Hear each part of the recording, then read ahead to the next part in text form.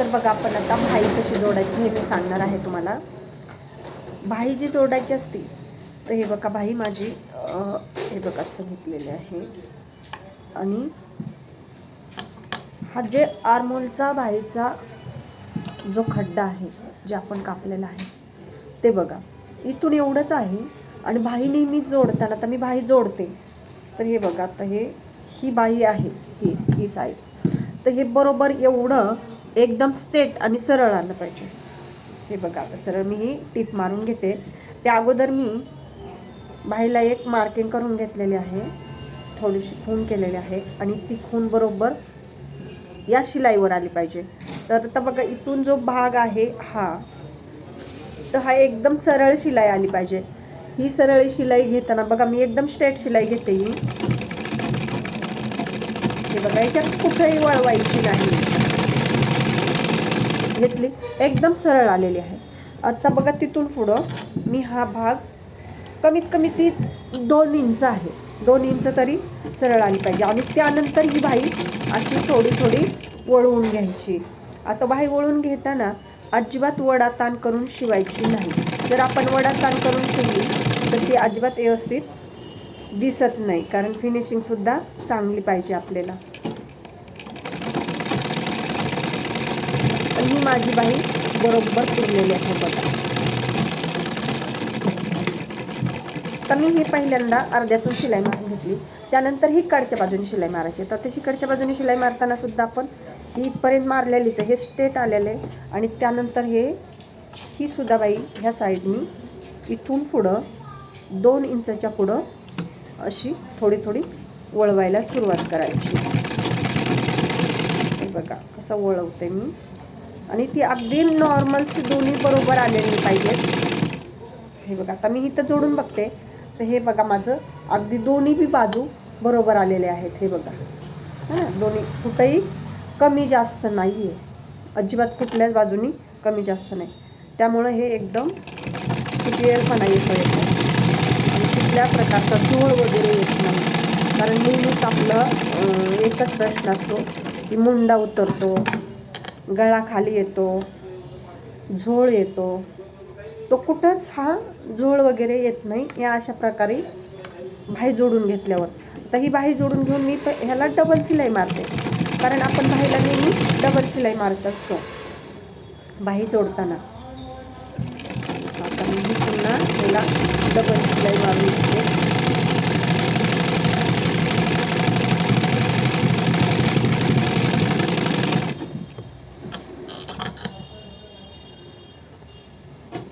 दोन्ही बाजू बरोबरच्या आहेत का काय पाहायचं आहे. इकडे बाजू सरकलेली नाही पाहिजे.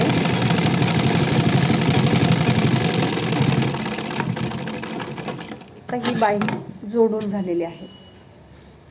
तर बघा माझी कुठल्या प्रकारचं कुठंच असा एकदा हे आपण पाहिलं की मी अशी एकदा शिलाईवर एकदा नट मारून घ्यायचं, म्हणजे एकदम फिनिशिंगमध्ये बरोबर येते. आता ही झाली सोडून. मी ही शिलाई अगोदर मारली आहे का नाही, तर मग आता पुन्हा एकदा ते जे माप आहे हे असं बरोबर ठेवायचं आहे. बरोबर ठेवून हे जुनं ब्लाऊज आहे, ह्या जे जुनं ब्लाऊज आहे त्यांचं तर ते बरोबर पाहायचं, ह्याला माप घ्यायचं असं. हे बघा हे तर हे शोल्डर माझं बरोबर आलेलं आहे. आता मला खाली बाही पाहिजे, तर बाहीची सुद्धा बरोबर माप घ्यायचं आहे. हे बघा ही जी माझी मार्किंग केलेली आहे ते बरोबर त्या मार्किंगवर आलेले आहे. त्यामुळं आता मी पुन्हा हे बघा ही समोरची पट्टी जी दुमडायची आहे ती त्याला मी मोठी टीप मारून घेते.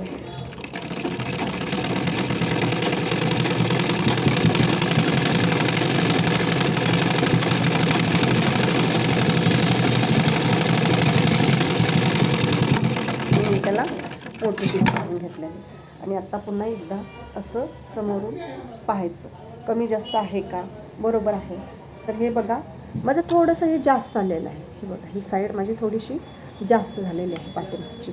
तर मला आता ही कुठं ॲडजस्ट करायची, तर हे बघा मला इथं ॲडजस्ट करायची, कारण इथं मोठी झाले. ह्या बाजूने हे बरोबर आहे, ह्या बाजूने हे दोन्ही साईड बरोबर आहे. तर ही मोठी झालेली मला इथे ॲडजस्ट करायची.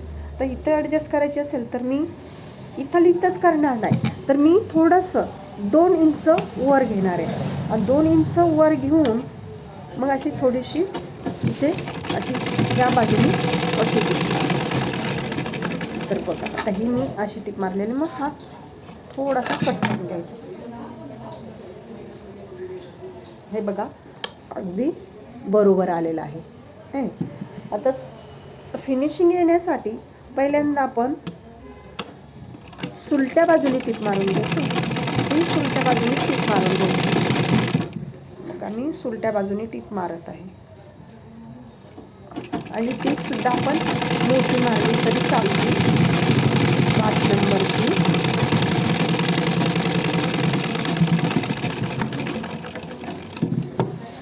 उर्वरित छोटंसं आता बाहेर आलेला भाग कट करून घेते. थोडा जरी बाहेर आला तरी तो कट करून घ्यायचा आहे. बघा असं कट करून घेते. त्यानंतर हे उलटी बाजू घ्यायची. बघा मी उलटी बाजू घेते. ही उलटी बाजू झाली. आता ह्या उलट्या बाजूने ते पुन्हा एकदा हे बघा किती छान अशी फिनिशिंग घ्यायला. जेव्हा आपण फिटिंग करतो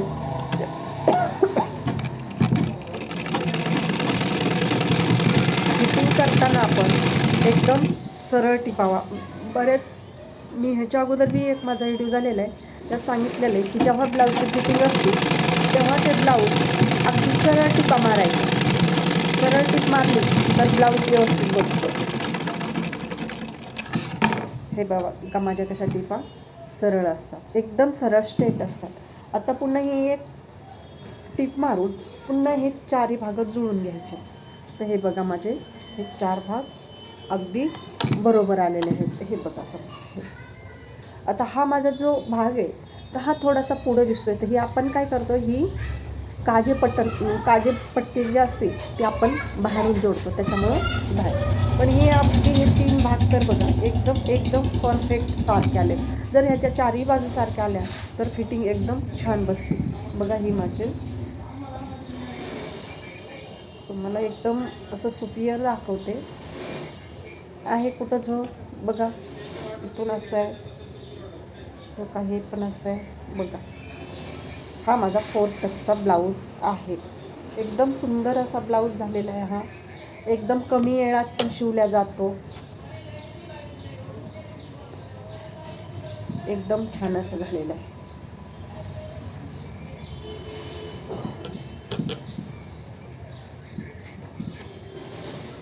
बघा दिसतंय.